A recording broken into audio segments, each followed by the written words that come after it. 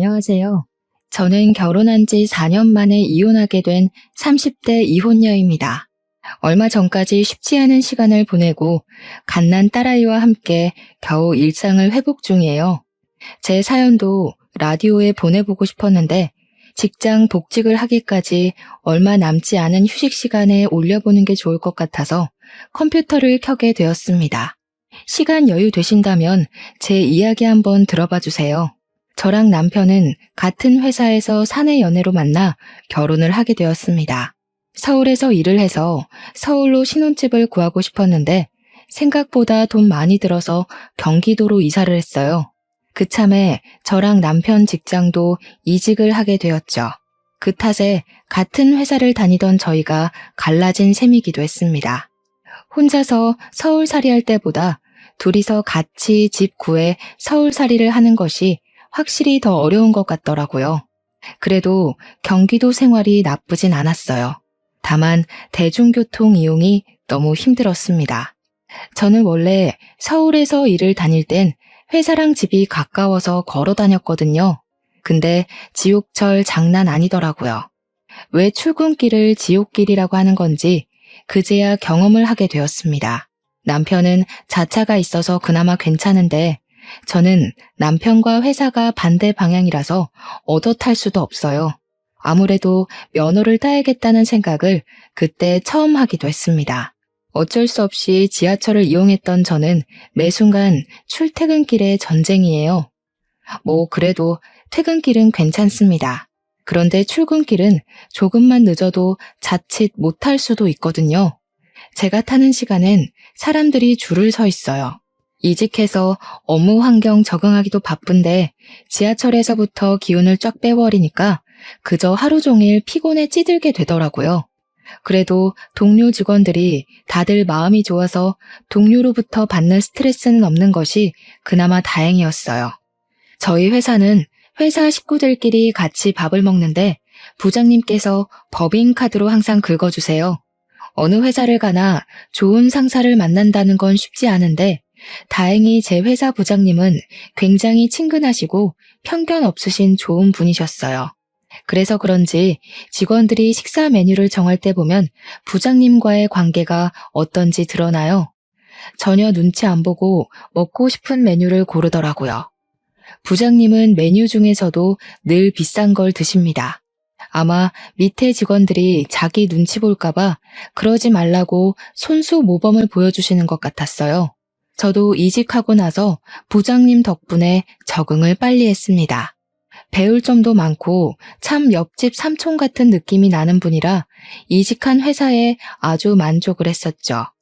출근길만 괜찮다면 경기도로 이사를 선택한 걸 100% 만족했을 겁니다. 부서 동료들과 친해지고 부장님과도 거리낌이 없어지다 보니 서로 식사를 하면 자연스레 대화가 오갔는데요. 아무래도 제가 새 사원이라서 제게 질문이 몇 번씩 들어와요. 당연히 어디 살고 있는지는 공식 질문이 아니겠습니까? 저는 집 얘기를 하면서 세트로 떠오르는 지옥철 얘기도 해줬어요. 그랬더니 직원들이 카풀 언급을 하더라고요. 부장님께서도 제가 어디에 사는지 정확히 묻더니 혼자서 지도를 한번 보셨어요. 그리곤 제게 회사 가는 길이 우리 집을 거쳐가는 방향이니까 출근길에 태워주겠다고 하는 겁니다. 처음엔 그 얘기를 듣고 좀 당황했어요. 부장님과 친해졌다고는 하지만 단둘이 차를 타고 출근을 할 정도는 아니었거든요. 그래서 어색하게 웃으며 괜찮다고 상황을 모면하려고 했는데 알고 보니 부장님 차를 타고 출근하는 사원들 몇 명 더 있더라고요. 우리 부서에도 여직원 한 분이 타고 다닌다고 저보고 같이 합석하라고 하는 거 있죠. 그래서 저도 마음이 놓였고 그때부터 부장님 차를 얻어 타고 출근을 하기 시작했습니다. 부장님 차에는 저랑 부장님을 포함해서 여직원 2명, 남직원 3명이었어요. 만석이었지만 지옥철에 비하면 천국이나 다름없는 출근이라 얼마나 좋았는지 모릅니다. 이로써 제 경기도 삶은 완벽해졌다고 느꼈을 정도라니까요. 카풀, 사실은 당연히 남편한테도 밝혔습니다. 남편도 긍정적으로 생각해줬어요. 카풀을 하다 보니까 출근 시간까지도 여유로워졌는데요.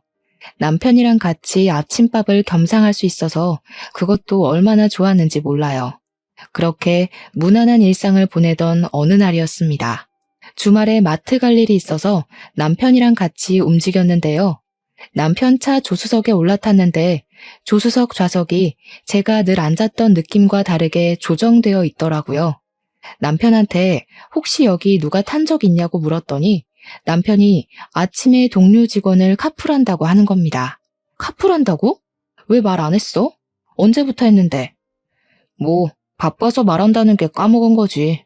그 직원도 너처럼 지하철 때문에 골치 아프다길래 어차피 가는 길이라 내가 태워준다고 했어.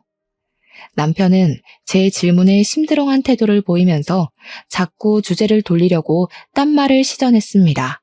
그 모습이 너무 부자연스러워 보였어요. 그렇다고 제가 딱히 뭔 말을 더 할 게 없어서 그냥 그렇게 상황이 넘어가긴 했습니다. 그래도 영 찝찝함이 가시지 않길래 그 뒤로 남편을 유심히 주시하게 되었어요.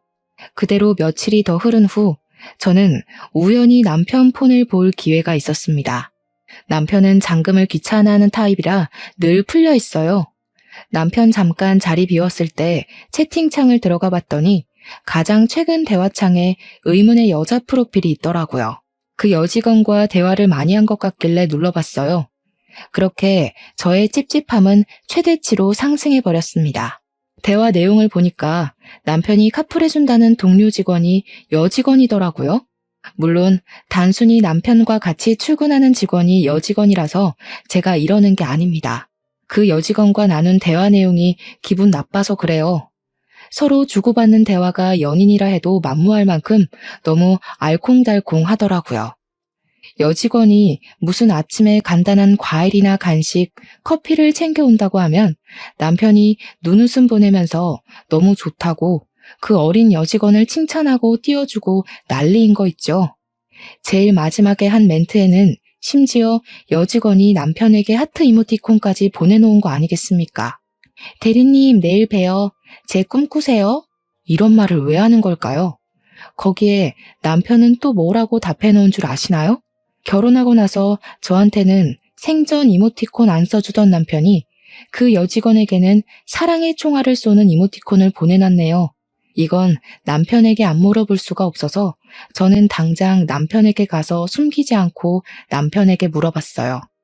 당신 카풀하는 직원이 여직원이었어? 왜 말 안 했어? 그 여직원이랑 단둘이 출근하고 있는 거야? 설마 퇴근도 같이 해? 내 폰 봤냐? 왜 남의 폰을 함부로 보고 난리야? 카풀하는 게 뭐? 그래 한다. 너도 카풀하면서 뭘 그렇게 정색해? 너는 되고 나는 안 돼? 내가 남 직원이랑 단둘이 타고 다니니? 둘이 대화한 거 보니까 그 여직원이랑 아주 신혼부부가 따로 없던데? 같이 출퇴근하는 거면 차만 얻어 타면 되지. 뭐하러 도시락을 싸고 커피를 챙겨오고 난린데. 그리고 당신 회사는 사원이 대리한테 내 꿈꾸라고 그러니? 막 하트 보내고? 아, 좀. 지금 하고 싶은 말이 뭔데? 내가 바람 피운다는 거냐? 야, 너 그거 정신병이야. 내가 무슨 스킨십을 했냐? 모텔을 갔어? 누가 보면 의부증이라고 보겠네. 이상한 소설 좀 쓰지 마. 무슨 말도 안 되는 소리라고 있어. 남편은 제게 성질을 와락 내면서 쌍욕까지 했습니다. 제가 여러 번 물은 것도 아니고 그날 처음 한번 물어본 거였어요. 그런 저를 정신병 취급까지 하는 남편에게 저도 서운하더라고요. 남편이 제게 해준 해명은 하나도 와닿지가 않고 시원하게 찝찝함이 사라진 것도 아닌데 되레 욕을 먹어버렸으니 남편이 너무 미웠습니다. 한편으로는 제가 본 의심스러운 정황이 사실일지도 모른다는 생각에 겁도 났어요. 그래서 그날은 저도 화가 나고 눈물 나서 서울에 있는 친정집으로 가버렸습니다. 부모님이 갑자기 찾아온 저를 보고 놀랐고 저는 굳이 남편과 있었던 일을 안 숨기고 얘기해줬어요. 난감했던 부모님은 제가 친정에 있다는 걸 몰래 남편에게 연락해서 알려줬나 보더라고요. 그날 밤에 남편이 찾아왔는데 친정 부모님께 줄 선물하고 제 것도 챙겨서 온 겁니다. 그리고 남편이 제게 먼저 잘못했다고 용서를 빌었어요. 내가 미안해. 그래도 이렇게 갑자기 친정으로 와버리면 어떡해. 장모님께서 전화와서 그렇게 얘기하는데 내가 얼마나 간 떨어질 뻔했는지 알아? 남의 집 귀한 딸내미 흠집냈다고 생각하실까봐 얼마나 노심초사했다고. 당신이 생각하는 그런 거 진짜 아니야. 그 여직원이 애교가 많아서 그랬을 뿐이야. 그 여직원이 애교 많고 안 많고가 중요한 게 아니잖아. 당신이 그걸 왜 받아주고 있냐고. 당신은 내가 다른 남자랑 하트 이모티콘 주고받고 아침마다 둘이서 도시락 까먹고 하면 좋겠어? 당연히 싫지. 상상만 해도 질투나네. 미안하다. 내가 입장 바꿔서 생각해봤어야 했는데 실수했어. 다신 안 그럴 테니까 그만 집에 돌아가자. 그럼 약속해. 카풀하지 않기로. 나도 다시 지하철 타고 다닐 테니까 당신도 이제부터 혼자 다녀. 아무도 카풀하지 마. 좀 유치하다 생각하실 수도 있지만 이렇게 확실히 싹을 잘라놔야 다음에 더 큰 문제가 안 생긴다고 생각했어요. 다행히도 남편은 제 입장을 이해해줬고 카풀도 안 하겠다고 수긍해줬습니다. 그래서 저는 그날 밤늦게 남편과 신혼집으로 돌아갔어요. 우린 그렇게 잠깐의 위기를 넘기고 무난하게 또 잘 살았습니다. 제 출근길은 다시 지옥철이 되었지만 다니다 보니 익숙해져서 괜찮았어요. 또 대중교통 이용하니까 생활 운동도 되는 것 같고 좋더라고요. 그러던 어느 날 제가 남편 차 트렁크에 볼 일이 있어서 남편 차 키를 대신 들고 남편 차를 찾은 날이 있었는데요. 할 일을 하다가 우연히 조수석 방향을 보게 됐어요. 그런데 조수석 좌석이 좀 이상한 겁니다. 하던 일을 멈추고 조수석으로 가서 확인을 해봤더니 조수석 등받이가 뒤로 확 젖혀져 있는 거 아니겠어요? 조수석이 젖혀져 있을 일이 뭐가 있을까요? 제가 운전을 안 해서 운전자 행동에 대해 잘 아는 건 아니지만 조수석을 완전히 젖힐 만한 일이 뭐가 있나요?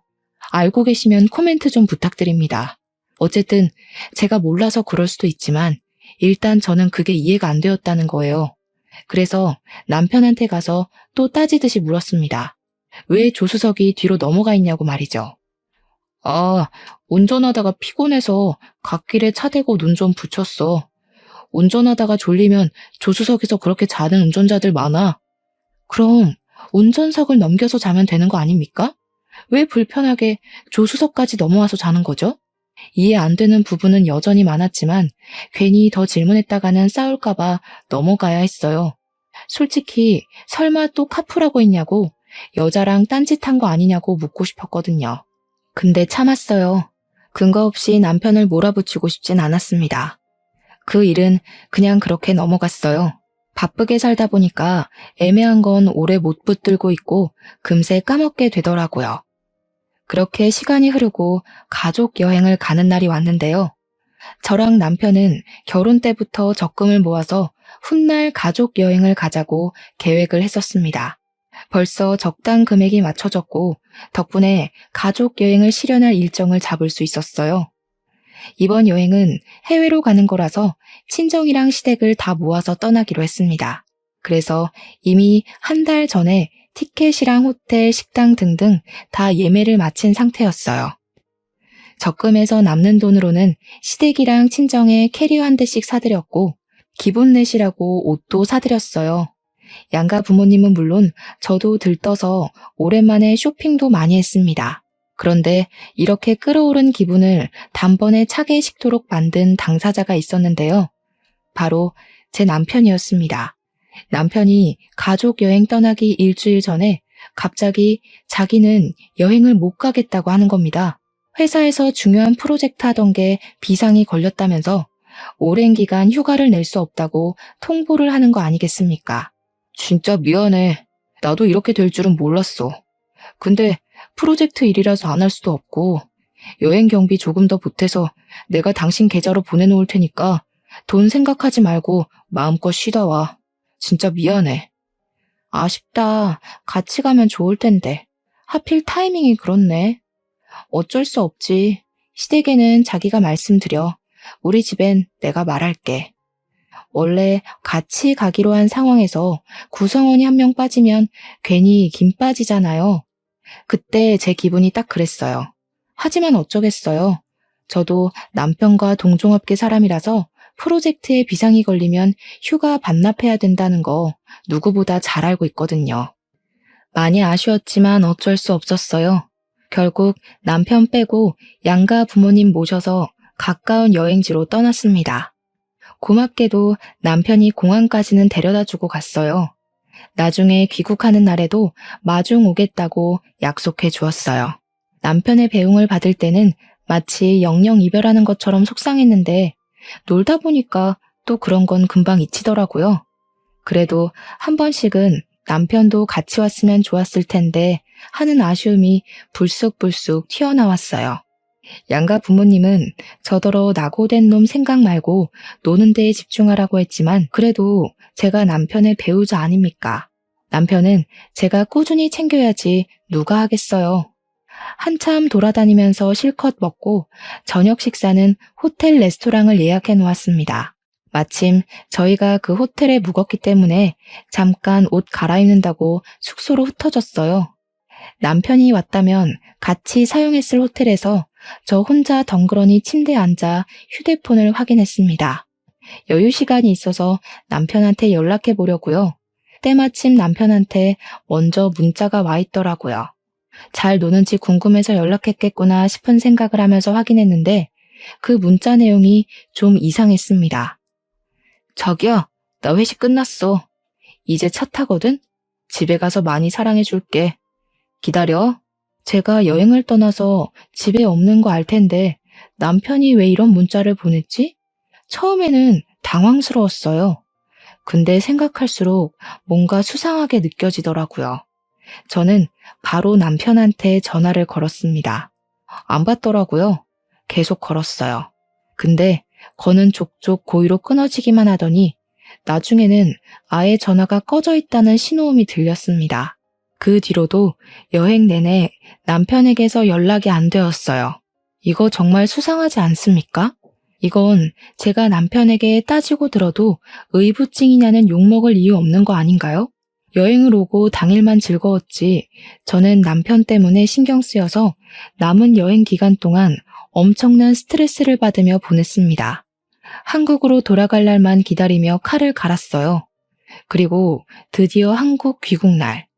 원래라면 남편이 데리러 오기로 했는데 연락이 안 되니까 저는 양가 부모님께 택시비를 챙겨드리고 배웅해야 했습니다. 저도 택시를 타고 바로 집으로 갔어요. 남편은 당연히 출근을 해서 없는 시간이었습니다. 저는 도착하자마자 가방 정리도 안 하고 옷도 안 갈아입고 바로 집을 뒤졌어요. 아니, 딱히 뒤질 필요도 없었습니다. 화장실 들어가자마자 쓰레기통에 보이는 피임 도구 포장지를 보고서 남편의 불륜을 확신했어요. 남편이 평소 청소하는 걸 잘 못해서 제가 가족여행 가기 전에 쓰레기를 한번 싹 다 정리해주고 갔거든요. 근데 갔다 왔더니 저도 모르는 껍데기가 떡하니 있네요? 이거 완전 증거물 아닙니까? 단단히 화난 저는 남편이 퇴근하는 시간까지 씻지도 않고 기다렸다가 마주했어요. 슬그머니 들어온 남편은 제가 무어라 한마디 하기도 전에 제 앞으로 다가오더니 다짜고짜 무릎을 꿇었습니다. 밑도 끝도 없이 미안하다고만 하길래 그런 식으로 상황을 무마하려는 것 같아서 제가 구체적으로 물었어요. 대체 그 문자 뭐냐고, 나 몰래 바람 피우냐고 따지면서 꼬치꼬치 캐물었습니다. 그랬더니 남편이 제가 여행 가 있는 내내 마땅한 변명거리를 못 찾았던 건지 끝내 불륜 사실을 인정했어요. 미안해 여보. 내가 진짜 정신 나갔었나 봐. 잠깐 현혹되었던 거지 절대 진심 같은 건 없었어. 무슨 말을 해도 여보한테 핑계로 들릴 거 아니까 말도 제대로 못하겠는데 나 진짜 한 번밖에 안 했어. 뭐? 지금 그걸 변명이라고 해? 이런 식으로 행동해놓고 지난번에 나더러 의부증이니 정신병이니 그랬던 거냐? 그때 그 카풀 여직원이랑 바람 피운 거지? 그년이랑 나 몰래 계속 카풀도 했지? 그건 진짜 아니야. 카풀은 당신이랑 약속했을 때 진작에 끝냈어. 그냥 그 애가 갑자기 자기 애인이랑 헤어졌다고 술 한잔 해주면 안 되냐고 해서 밖에 춥기도 하고 우리 집에서 간단하게 한잔 했는데 그래서 잤다. 심지어 우리 집을 데리고 왔네. 그래, 그랬겠지. 그랬으니까 미처 뒤처리도 제대로 못하고 나한테 걸렸겠지. 나 더 이상 당신이랑 할 말 없어. 그냥 이혼하자. 더 말 안 하고 자리에서 일어나는 저를 남편이 급하게 붙잡았습니다. 처음에 한 번 봐줬으면 됐지 뭐가 예쁘다고 두 번씩이나 봐주겠나요? 꼴도 보기 싫어서 저는 남편을 무시하고 친정에 전화했어요. 이혼하겠다고 말이죠. 그러고는 시댁엔 남편더러 말하라고 했습니다. 만약 거짓말로 이를 시 내가 직접 상간녀 데리고 시댁 찾아갈 거라고 해줬더니 남편이 한껏 기죽어서는 알겠다고 하더군요. 그리고 저는 그날 각방을 썼습니다. 다음날 이혼 합의서를 준비할 생각이었어요. 그렇게 다음날 아침이 되었고 남편 출근하고 아무도 없는 오후에 누가 찾아왔습니다. 마침 저는 여행 때문에 피곤해서 쉬려고 연차 하루를 더 내서 집에 있는 상황이었거든요. 그 시간에 올 사람은 남편 말고는 없는데 혹시 시댁에서 찾아온 건가 싶어서 인터폰을 확인했어요. 그런데 처음 보는 아가씨가 서 있더라고요. 누구냐고 물었더니 돌아오는 답변이 아주 기가 막혔습니다. 세상에나 제가 가족여행 가 있을 때 남편이 실수로 제게 보냈던 문자의 진짜 주인공이시더라고요. 남편의 상간녀란 말입니다. 꼴에 한 번 와봤다고 이 집을 또 찾아온 게 너무 웃긴 거 있죠? 낯짝 두껍게 제가 있는 시간을 알고 찾아온 것 같았어요. 무슨 소리를 하려고 왔나 궁금해서 문을 열어줬습니다. 일단은 제가 먼저 상간녀에게 통성명 없이 통보했어요. 이혼해 줄 테니까 남편 데리고 살라고 했죠. 그랬더니 갑자기 상간녀가 냅다 무릎을 꿇대요. 죄송해요, 사모님. 제가 죽을 죄를 지었어요. 그러니까 제발 이혼은 하지 말아주세요. 저희 그렇게 오래 만난 거 아니고 진지한 사이도 아니거든요. 진짜 잠깐 제정신 아니었던 거예요. 제가 다 정리할 테니까 제발 이혼하지 마세요. 제가 예상했던 시나리오가 아니라서 황당하기도 했고 기가 막히기도 해서 웃음이 터졌습니다. 불륜 저지를 땐 짜릿하고 좋았는데 막상 책임지려고 하니까 싫었나 보더라고요. 내가 왜 그래야 되죠? 이미 그쪽이 우리 가정 다 파탄냈어요. 실컷 불 질러놓고 다 타버린 쓰레기장에서 저더러 도망가지 말고 살라고요. 그건 피해자 2번 죽이는 일이죠. 이왕 몸이 시키는 대로 저질렀으면 계속 몸이 시키는 대로만 움직여요. 쓸데없이 계산하려 하지 말고. 잘못했어요, 사모님. 다시는 대리님 앞에 나타나지 않을게요. 저 때문에 대리님이 흔들린 거니까 제가 알아서 떨어져 나가면 대리님도 다신 한눈 안 팔 거예요. 제발 부탁드려요. 너무 화가 났습니다. 상간녀가 뻔뻔한 표정만 지어도 바로 머리채를 잡아버리려고 했는데 이렇게 두 손 싹싹 빌면서 용서를 구하니까 진짜 돌아버리겠더라고요. 솔직히 이혼하지 말라는 상간녀 말에 안 흔들렸다면 거짓말입니다. 요즘은 이혼이 예전보다 쉽긴 해도 저는 제 인생의 결혼 실패 이력을 남기고 싶지 않았거든요. 무슨 욕을 하셔도 달게 받을게요. 근데 이혼만큼은 제발요. 대리님이 사모님 많이 좋아하고 계세요. 그런데 이혼하면 두 분 너무 속상하실 거잖아요. 제가 불청객 맞으니까 제가 알아서 빠져준다고요. 불청객이 사라져주겠다는데 굳이 이혼할 필요는 없지 않으세요? 지금 장난해요? 학교에서 반성문 쓰는 겁니까? 실컷 불륜행각 다 저질러서 잘 사는 가정 어지럽혀 놓고 어쩜 뻔뻔하게 이혼을 하지 말라고 해요? 그쪽이 뭔데 내 선택에 이래라 저래라 간섭하는 거냐고요. 상간녀는 자기 때문에 이혼만은 말아달라 사정하고 겨우 떠났습니다. 그 뒤로 저 진짜 많이 고민했어요. 뒤도 안 돌아보고 이혼을 하려고 했는데 남편과 상간녀가 서로 나서서 용서하고 이혼을 말리는 꼴이니 안 그래도 머릿속 복잡해 죽겠고 어떤 방향으로든 결론을 내고 싶었습니다. 그러나 하필 그 시기에 뜻밖의 소식이 찾아왔어요. 황당하게도 제가 임신을 해버린 겁니다. 임신한 걸 한 달 좀 넘어서 알게 됐는데 아무래도 가족 여행 가기 전에 만들어진 아이 같았어요. 임신 때문에 더 이혼이 고민되었습니다. 솔직히 이혼하지 말자는 쪽으로 마음이 기울고 있었어요. 저는 남편에게 임신 사실을 알리면서 주먹으로 한 대 쥐어 박아줬습니다. 그러자 남편이 다시 무릎을 꿇으면서 앞으로는 절대 바람 안 피운다고 울면서 매달리더군요. 결국 저는 아기 때문에 이혼을 포기하게 되었어요. 아기에게 완연한 가정을 선물해주고 싶었거든요. 그렇다고 제가 남편을 용서한 건 아닙니다. 저는 남편의 실수를 절대 잊지 않고 남편 태도를 지켜봤어요. 의외로 남편은 제가 출산을 할 때까지 연애 때도 안 보여줬던 사랑과 노력을 쏟아붓더라고요. 퇴근하면 바로 집에 오는 것은 기본이었고, 제가 먹고 싶다는 게 있으면 새벽 늦게라도 동네를 다 돌아서 갖다 바쳐줬어요. 매일 밤 자기 전에 마사지도 해줬고, 틀살 크림은 저보다 더 꼼꼼하게 챙겨서 발라주었습니다. 남편은 정말 지극정성이었어요. 10번 찍어 안 넘어가는 나무 없듯이 저도 남편의 한결같은 헌신에 끝내 마음이 풀리고 말았습니다. 저는 그렇게 남편에게 공주 대접을 받으면서 무사히 순산을 했어요. 아주 예쁜 딸을 낳았습니다. 남편이 딸을 안으면서 세상을 다 가진 얼굴을 만들었을 때 그 순간 저는 남편과의 관계에서 더 없는 행복을 느꼈어요. 남편이 건네는 손을 맞잡으면서 우리 더 열심히 살자고, 우리 딸같이 잘 키워보자고 서로 다짐하고 약속했습니다. 가족 하나 더 생겼을 뿐인데 집안 분위기가 많이 바뀌었어요. 조금 더 가족이란 울타리가 단단해진 느낌이었달까? 어쨌든 하루하루가 바쁘면서도 행복했습니다. 이렇게만 행복할 수 있게 해달라고 틈만 나면 속으로 빌기도 했네요. 하지만 또 너무 행복하면 불행이 찾아온다는 말이 있잖아요. 그게 괜히 나온 말이 아닐 거란 말이죠. 그래서 한편으로는 왠지 모를 불안을 느끼기도 했습니다. 아니나 다를까 끝내 제게는 더 이상 참지 못할 불운이 또 닥치고 말았는데요. 어느 날 남편이 새벽에 자다가 갑자기 벌떡 일어나더니 허겁지겁 옷을 입기 시작하더라고요. 덩달아 놀란 저도 몸을 일으키며 왜 그러냐고 물었는데 남편 하는 말이 부장님 아내가 상을 당했다고 하는 겁니다.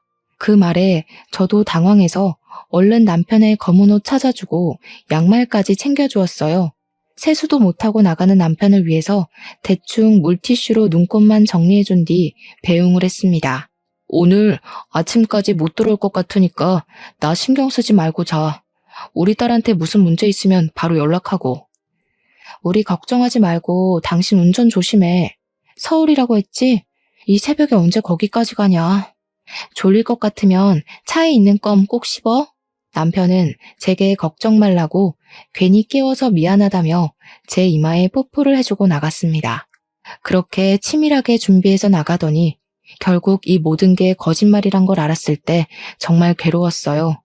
알고 보니까 남편이 그리 바쁘게 튀어나간 것이 부장님 아내 상이 아니라 상간녀 출산 때문이었더라고요. 그걸 제가 어떻게 눈치챘는지 말씀드릴게요. 급하게 나간 남편 때문에 잠이 깬 저는 우리 딸이 잘 자는지 살피다가 일찍 깬 김에 세탁기 예약 맞추려고 빨래 뒤졌거든요. 근데 그 순간 낯선 냄새가 코로 훅 들어오더라고요. 저도 남편도 누구도 쓰지 않는 향수 냄새였습니다.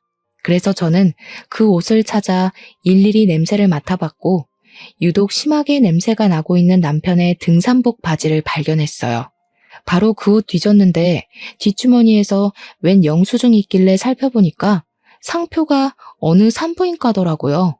그때 저는 잊고 있던 과거의 트라우마가 바로 도졌습니다. 제가 남편의 부장님을 모르는 게 아니거든요. 남편이 신혼 때에 직장 사람들을 집으로 데려온 적이 있어서 안면을 튼 사이입니다. 그래서 저는 확인을 하고 싶었어요. 그렇다고 늦은 새벽에 민폐를 끼칠 순 없어 뜬 눈으로 남은 새벽을 다 지샌 후에 다음날 아침까지 기다렸다가 일찍 부장님께 연락해봤습니다. 부장님 연락처는 남편 회사에 전화만 해도 부장님 책상으로 연결될 수 있었어요. 안녕하세요, 부장님. 저 김지훈 대리 와이프입니다. 남편 혼자만 보내서 죄송해요. 저도 같이 갔어야 했는데 딸이 있어서 못 가보고 이렇게 전화만 드려요. 아, 김지훈 대리 알죠? 근데 무슨 말씀이신지 이해가 잘 안 되네요. 김지훈 대리를 어디에 보냈다는 거죠? 오늘 연차를 낸 걸로 알고 있는데요. 네? 사모님께서 상을 당하셨다고 들었는데 아닌가요? 저는 그때 부장님의 불쾌한 헛기침을 들었습니다. 역시 이 모든 건 남편의 핑계였다는 것이 밝혀진 셈이었어요. 남편에 대한 불륜을 확신했죠. 저는 바로 부장님께 사과를 드린 후에 남편을 어떻게 맞이할지 생각했습니다. 근데 나중에 오후 좀 넘어가니까 남편한테 따로 문자가 오더라고요. 문자를 보면서 진짜 온갖 정남이가 다 떨어졌어요. 남편은 지금 부장님이 너무 힘들어하셔서 동료들끼리 3일 내내 곁을 지켜주기로 했다며 외박한다고 하는 거 아니겠어요? 순간 기가 막혀서 웃음도 안 나왔습니다. 제 분노는 시간이 갈수록 최대치를 향해 올라갔어요. 가만히 앉아서 남편을 기다리고 있을 수만은 없겠더라고요. 짜증이 한가득 났던 저는 다음날 아침 딸을 데리고 제가 영수증에서 본 산부인과를 찾아갔습니다. 영수증 날짜를 보니까 산부인과를 방문한 지 얼마 안 된 것 같던데 혹시 상간녀와 남편에 대한 정보라도 얻을 수 있을까 싶어서 찾아갔어요. 와, 그런데 정보는 무슨 그냥 남편이 거기에 있더라고요. 병원 직원들에게 상간녀 이름을 물어보니 그 즉시 병실 호수를 알려주는데 그 순간 숨이 턱 막혔습니다. 직원들이 알려준 곳으로 가서 문 열었는데 우습게도 둘 다 아직 꿈나라인 거 있죠? 들어가서 제대로 구경해보니까 여자 얼굴은 좀 낯익더라고요. 누군가 했더니 지난번에 저한테 이혼하지 말랬던 그년 아니겠습니까? 두 사람 꼬락서니가 기가 막혀서 그걸 그대로 지켜보기가 싫었어요. 저는 바로 주위에 있는 가습기 물 뽑아서 자고 있는 남편 얼굴에 확 들이부어 버렸습니다. 남편이 쌍욕하면서 깜짝 놀라 깨더니 저를 발견하곤 더 놀란 얼굴을 했어요. 순식간에 산만한 분위기에 상간녀도 잠에서 깼습니다. 상간녀 또한 저를 알아보곤 꽤나 당황하더라고요. 저를 보면서도 꿀먹은 벙어리처럼 아무 말도 못하는 그들을 향해 저는 참아왔던 분노를 터뜨렸습니다. 야, 당신 내가 이혼하자고 할 때 왜 잡았니? 니녀는 내가 이 새끼 가지라고 했을 때 왜 싫다고 밀어냈어? 그래놓고 지금 이거 뭐 하자는 건데? 사람 속 뒤집어 놓는 악취미라도 있는 거야? 둘이 그게 통해서 계속 만났던 거냐? 이 쓰레기들이 보자 하니까 사람 바보 만드네? 여보, 어떻게 여기를 알고 왔어? 아니, 지금 여보가 오해한 거야. 내가 나가서 설명해 줄게. 몸도 성치 않으면서 애까지 데리고 이런 데로 오면 어떡해? 남편은 당황해서 많이 흥분한 저를 밖으로 내보내려 했습니다. 저는 그런 남편의 손길을 뿌리친 뒤 귀싸대기를 시원하게 날려주었어요. 그러고는 제 차 이혼을 통보해 줬습니다. 그러니 남편이 또다시 제 앞에 무릎을 꿇더군요. 이제 보니까 저와 남편의 관계가 마치 쳇바퀴 돌듯 제자리를 계속 돌고 있다는 걸 그때야 느꼈습니다. 내가 잘못했어. 쟤랑 따로 살림 차릴 생각은 전혀 없었어. 갑자기 애가 생기는 바람에 그냥 애 낳는 것만 봐주고 연 끊으려고 했다고. 나한테는 당신이랑 우리 아윤이밖에 없어. 믿어줘. 와, 이거 정말 정신 나간 놈이네. 나한테 정신병 어쩌고 하더니 너야말로 머리가 어떻게 된 거 아니냐? 즐길 거 다 즐기고 애까지 낳으면서 양쪽 살림하고 있던 주제에 나랑 내 딸을 입에 담아? 감히 그 더러운 입으로 우리 아윤이를 언급해? 야, 꺼져. 너 같은 쓰레기 다시 주워 담기 싫으니까 전현한테 꺼져버리라고. 안 돼, 여보. 나한테 쟤는 아무것도 아니라니까. 나 진짜 당신이랑 딸 위해서 잘해보려고 마지막으로 해결하러 온 거야. 그동안 내가 당신한테 얼마나 잘했는지 알잖아. 넌 날 호구로 보는 거니? 우리 아윤이 태어난 지 아직 100일도 안 됐거든? 근데 저 여자 이제 출산했잖아. 저 여자가 네 애를 임신했다는 게 뭔 소리겠어? 네가 나한테 잘하는 척 연기하면서 전현이랑 붙어먹고 있었단 소리 아니야. 남편이 개소리 시전하는 게 어처구니 없어서 소리를 빽 질러버렸습니다. 우리 딸이 놀라서 울길래 모자를 살짝 눌러서 귀를 막아주었어요. 그 와중에 남편은 빼도 박도 못하게 걸렸다고 생각을 했는지 금세 사색이 되어서는 이제 변명도 안 하고 잘못했다고 용서만 구하더군요. 그때 잠자코 입 닫고 있던 상간녀가 자기 딴에도 위기를 느낀 건지 뒤늦게 나서기 시작했는데요. 사모님, 오해하지 마세요. 저 애 보육원이나 베이비박스에 버릴 거예요. 태어나면 오빠랑 다신 연락 안 하기로 했어요. 그러니까 제발 오빠랑 헤어지지 마세요. 저 유부남 때문에 인생 망하기 싫다고요. 아직 새파란 청춘인데. 이런 정신 나간 여자 본 적 있으십니까? 상간녀가 정신 나간 소리를 해대는데 진짜 철딱서니가 없더라고요. 보육원이나 베이비박스에 버리다니 아이는 무슨 죄입니까? 유부남이랑 실컷 즐겨놓고 청춘 망할까봐 겁이 난다니. 이거 제가 이해해줘야 되는 건가요? 저는 웬만하면 산모한테 손찌검을 안 하려고 했거든요. 근데 전혀 나불대는 입술이 끝까지 이기적이라서 도무지 못 들어주겠더라고요. 그래서 우리 딸이 혹시 울면 먹이려고 타왔던 분유를 꺼내서 그 상간녀 얼굴에 쳐 뿌려버렸습니다. 유부남한테 발목 잡혀서 청춘 아깝다고? 청춘 따질 시간에 분유 처먹는 것부터 다시 배워야겠는데 엄마 뱃속에서부터 이미 인생 망해서 태어난 게 무슨 청춘을 누린다고. 네 손으로 망친 네 인생 남더러 책임지라고 하지 마. 뭐라고요? 뭐 하는 짓이에요, 환자한테. 아무리 화가 나도 감히 산모한테 이러면 안 되죠. 상식이 없어요? 옷 다 버렸잖아. 옷 갈아입기도 힘들어 죽겠는데. 상식 없는 년한테 상식 없냐는 말 들으니까 우습네. 처음에 내가 이혼한다 했을 때 안 말렸으면 소송 같은 거 안 했어. 근데 지금 너 하는 꼬락서니 보니까 소송해줘야겠다. 내 남편이랑 회사 같이 다니지? 네 남자랑 사이좋게 해고 한번 당해봐. 남의 인생 망쳐놨으면 똑같이 당할 각오했어야지. 상간녀가 자기 분에 못 이겨서 저를 향해 소리를 지를 때 저는 황급히 제 딸의 귀를 막았습니다. 그리고 얼마 뒤에 간호사들이 병실로 뛰어들어왔어요. 그러거나 말거나 저는 그만 병실을 나서려고 했습니다. 그런 저를 남편이 붙잡으면서 여보 여보 거렸고 졸지에 간호사들은 이 병실의 산모가 상간녀라는 것을 알게 되었을 겁니다. 혹시나 직원들 헷갈리지 말라고 저는 남편을 내치면서 소송장 받을 준비하라고 선포해주고는 병원을 빠져나왔어요.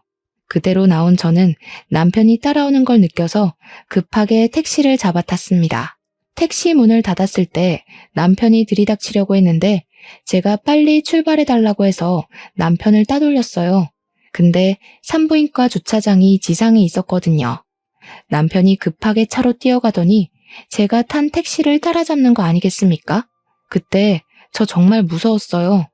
저렇게까지 쫓아올 만큼 간절한 줄 몰랐거든요. 그렇게 가정을 지키고 싶었으면 욕구에 무너지질 말았어야지. 이미 할 거 다 해놓고 봐달라뇨. 제가 뭐 돌아가기만 하면 그 자리에 그대로 있는 고양 같은 존재입니까? 이젠 남편의 똑같은 패턴에 흔들려줄 생각이 없었어요. 아무래도 제가 남편의 불륜에 내성이 생겨버렸나 봅니다. 어쨌든 출발한 지 한 3분 정도 지났을 때도 남편이 계속 쫓아오고 있었어요.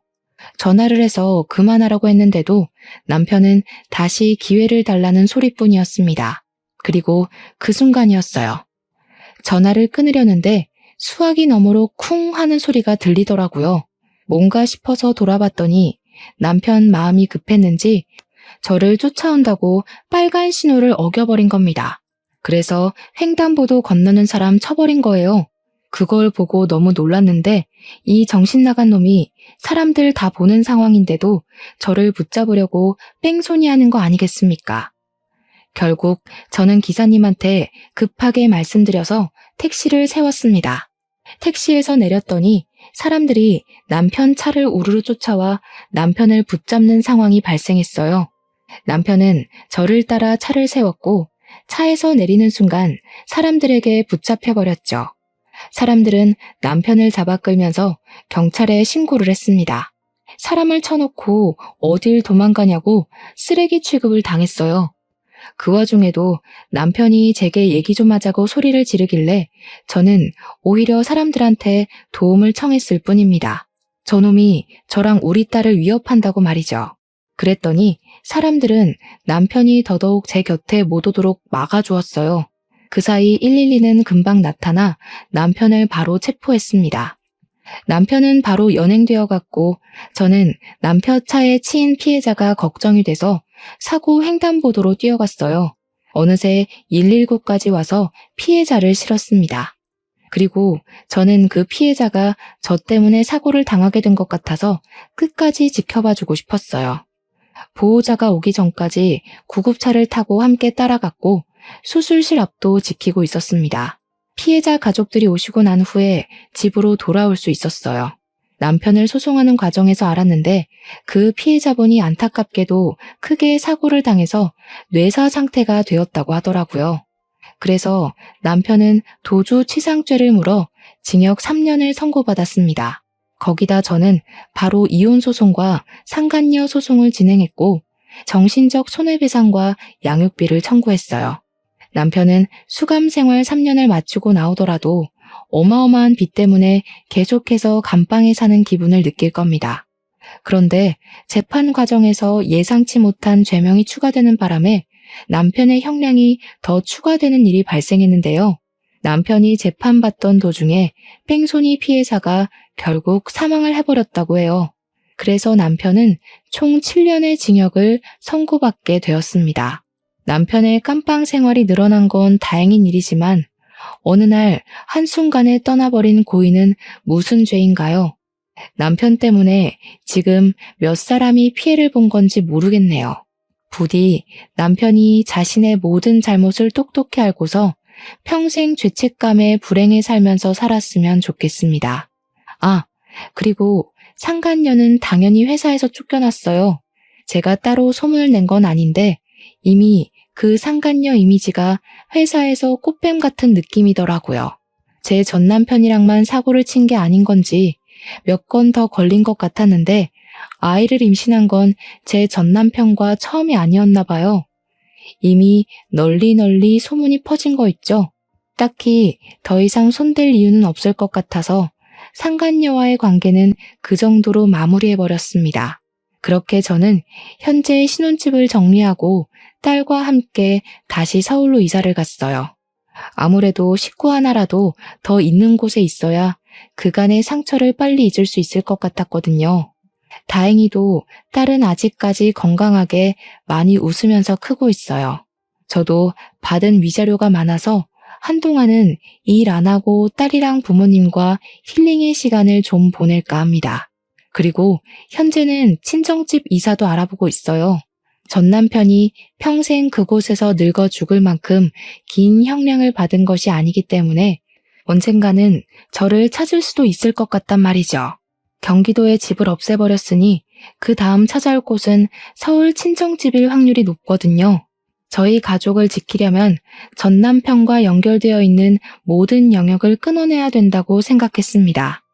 괜히 부모님께도 민폐를 끼치고 있는 것 같아 좀 죄송하네요. 앞으로는 괜한 남자 믿지 말고 단단한 엄마로서 새 인생을 살아보려 합니다. 여러분들께서 응원 한마디씩 해주시면 더 힘이 날 것 같아요. 저도 여러분들의 앞날을 멀리서 응원하겠습니다. 꼭 감당할 수 있는 고충만 겪으시고 감당하기 벅찬 행복을 느끼시길 바래요. 그럼 지금까지 사연 들어주셔서 감사합니다.